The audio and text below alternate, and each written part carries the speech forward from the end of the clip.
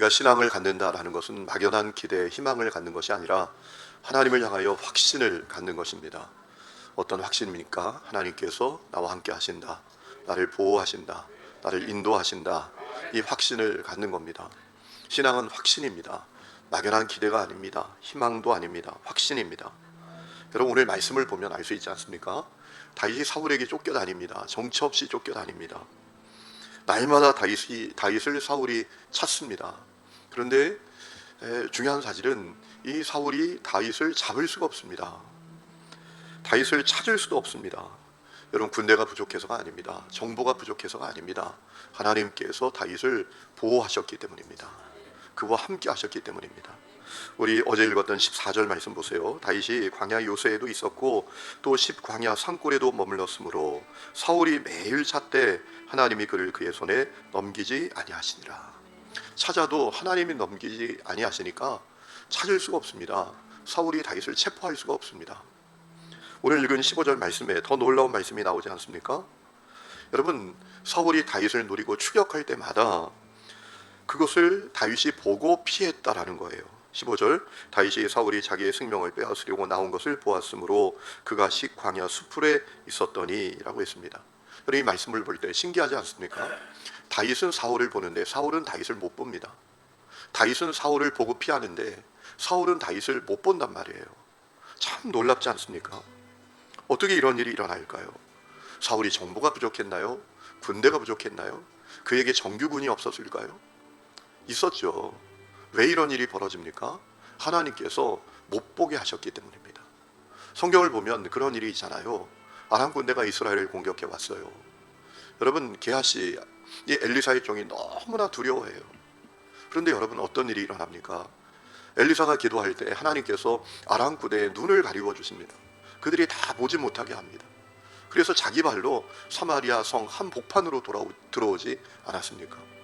그리고 그들에게 관용을 베풀어서 돌려보내잖아요. 바울을 생각해 보세요. 다메섹으로 갑니다. 그 길에서 주님을 만납니다. 참 신기한 게요, 사울아 사울아 네가 왜 나를 핍박하냐 라는 이 음성을 사울은 듣는데 주위에 있는 사람들은 못 듣습니다. 또 이 바울은 환한 빛, 정말 감당할 수 없는 그 광채 가운데 엎드러지는데 주변에 있는 사람들은 그걸 못 봐요. 여러분, 하나님이 못 보게 하시면 못 보는 겁니다. 하나님께서 사울의 눈을 가리워 주신 거예요. 그래서 다윗을 보호하시고 그를 인도해 가시는 것이지요. 여러분, 아마도 이 다윗에게 확신이 있었던 것 같아요. 하나님이 나와 함께 하신다, 나를 인도하신다, 나를 보호하신다.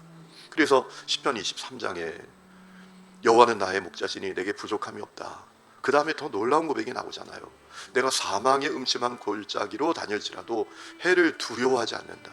주의 지팡이, 주의 막대기가 나를 안위한다 라고 고백하지 않았습니까? 시편 27장에도 그가 놀라운 고백을 하죠. 여호와는 나의 빛이요 나의 구원이시니 내가 누구를 두려워하리요. 여호와는 내 생명의 능력이시니 내가 누구를 무서워하리요. 악인들이 내 살을 먹으려고 내게로 왔으나 나의 대적들 나의 원수들인 그들은 실족하여 넘어졌도다. 군대가 나를 대적하여 진칠지라도 내 마음이 두렵지 않고 전쟁이 일어나 나를 치료할지라도 나는 여전히 태연하리로다 라고 고백했어요. 확신이 있었던 것이죠. 여러분, 오늘도 이 확신을 여러분이 가지시기를 축원합니다. 신앙은 확신입니다. 막연한 길이 아닙니다. 희망으로 사는 것이 신앙이 아닙니다. 신앙은 확신이에요. 오늘 말씀을 봐도 주님이 얼마나 철저하게 다윗을 보호하십니까? 10에 사는 사람들이 다윗이 10에 들어왔다라는 사실을 이 사울에게 밀고 합니다. 그리고 군대가 출정합니다. 사울도 추격해 옵니다. 다윗을 점점 포위해 갑니다. 사울은 다윗을 잡을 수 있는 결정적인 기회를 잡았다고 여겼죠. 절체절명의 위기를 다윗이 맞게 되었습니다. 그때 어떤 일이 일어나죠? 전령 하나가 쫓아옵니다.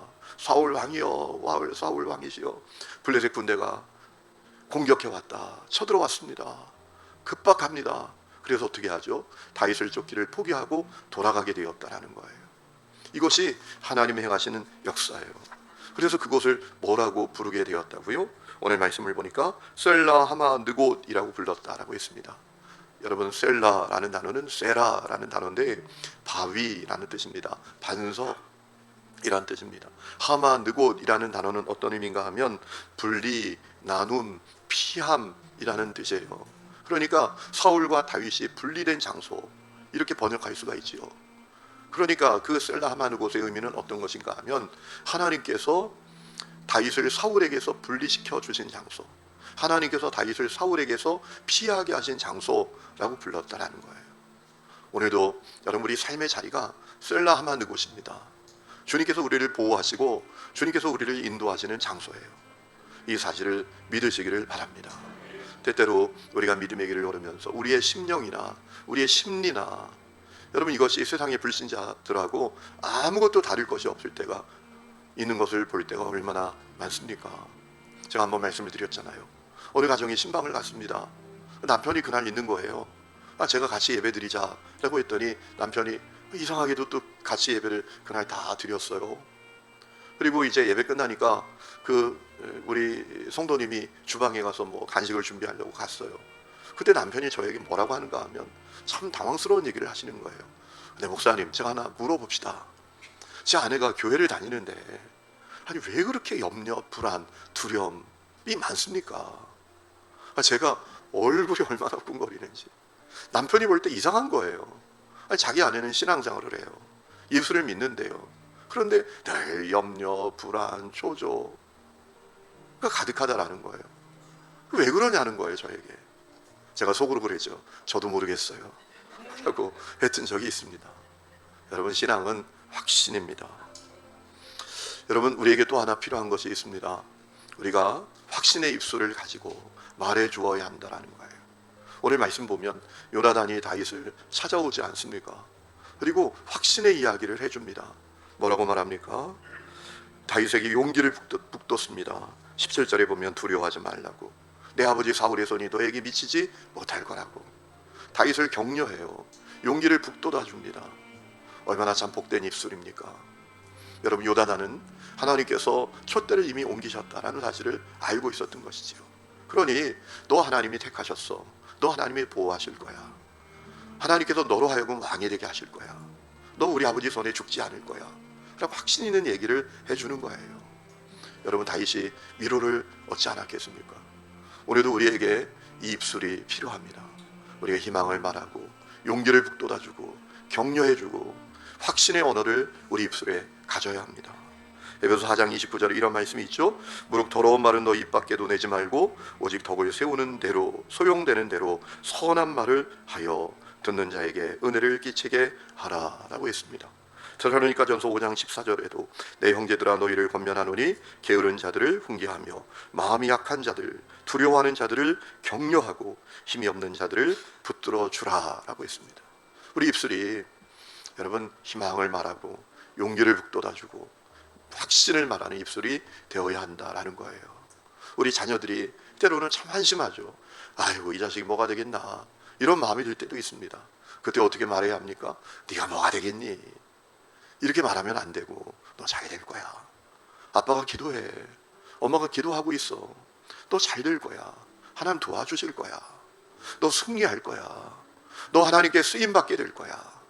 이 입술을 가져야 한다는 거예요. 여러분에게 그 은혜가 있기를 주의 이름으로 축원합니다.